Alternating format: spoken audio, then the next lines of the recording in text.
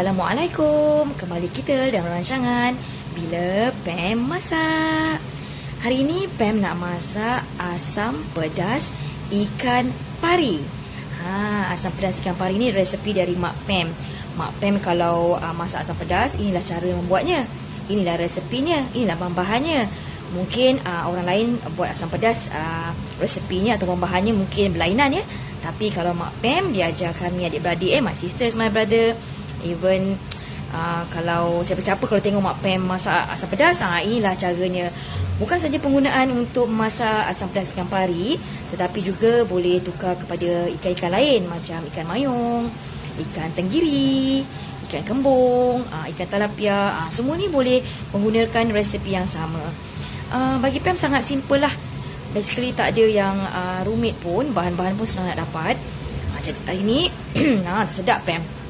Hari ni Pam nak masak asam pedas ikan pari. Sebab ikan pari is one of my favourites lah kalau asam pedas resipi Mak Pam ni. Okey, kita tengok apa bahan-bahannya ya. Bahan-bahannya yang diperlukan dalam 2 senduk atau 2 senduk setengah macam tu cili yang telah dikisar, cili kering ya. Lepas tu ada bawang merah, bawang putih. Itu tak kisah banyak mana lah. Macam Pam buat dalam 2-3 ulas tu, macam tu setiap bawang tu. Kunyit hidup dalam setengah inci, belacan dalam sebesar ibu jari, halia pun dalam setengah inci, serai dan sedikit ladi hitam. Okey, ini bahan-bahan ni sebenarnya sebelum kita tumis ni Pam akan tumbuk tumbuk halus. Okey, ini belum tumbuk lagi lah. Nanti step yang pertama untuk kita tumbuk dulu. Kemudian selain daripada ikan yang diperlukan, kita perlukan nama pun asam pedas, nama pun masak asam. Jadi kita perlukan asam jawa. Asam jawa ni kena banyak lah. Kalau untuk resipi Mak Pam atau Pam nak buat hari ni Pam menggunakan asam jawa macam sebesar penumbuk juga ni, besarnya ni. Nanti akan dibuatkan air asam jawa. Kita habiskan asam ni sampai betul-betul tinggal biji. Nanti kita perah daun kesum, itu yang akan penyedap baunya nanti tu. Dan kacang bendi. Okey, jangan lupa sedikit garam. Atau setengah orang yang suka menggunakan ajinomoto pun boleh guna ajinomoto. Dan ni Pam sediakan jugalah black pepper yang serbuk kasar ni, in case kalau rasa macam tak cukup je lada hitam nak tumbuk ni, kita boleh gunakan yang serbuk punya. Okey, sekianlah masanya pembebelan Pam sebelum Pam masak ni. Nantikan Bila Pam Masak. Okey, step yang pertama kita tumbuk tumbuk halus semua bahan-bahan yang Pam cakap awal tadi lah.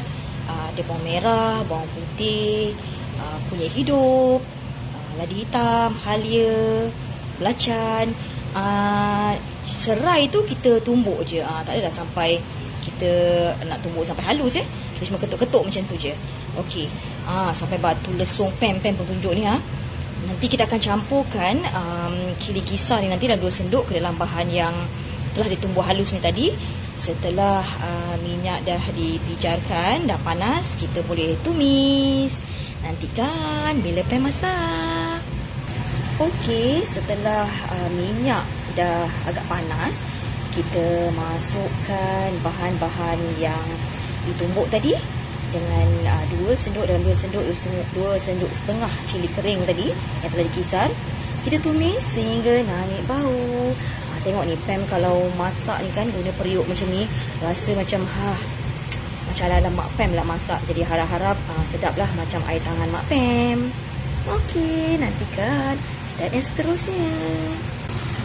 Jangan lupa baca bismillah. Bismillahirrahmanirrahim. Selawat Allahumma salli ala sayyidina Muhammad wa ala ali Muhammad. Allahumma salli ala sayyidina Muhammad wa ala ali Muhammad. Allahumma salli ala sayyidina Muhammad wa ala ali Muhammad. Allahumma salli ala sayyidina Muhammad wa ala ali Muhammad. Okey, setelah cili tadi dengan bahan tumis dah garing, naik bau jadi kita masukkan ikan dan sedikit air. Kita campurkan dengan bahan-bahan yang ada sepihan dekat batu lesung tu, kita masukkan. Okey, nantikan step seterusnya Bila Pam Masak.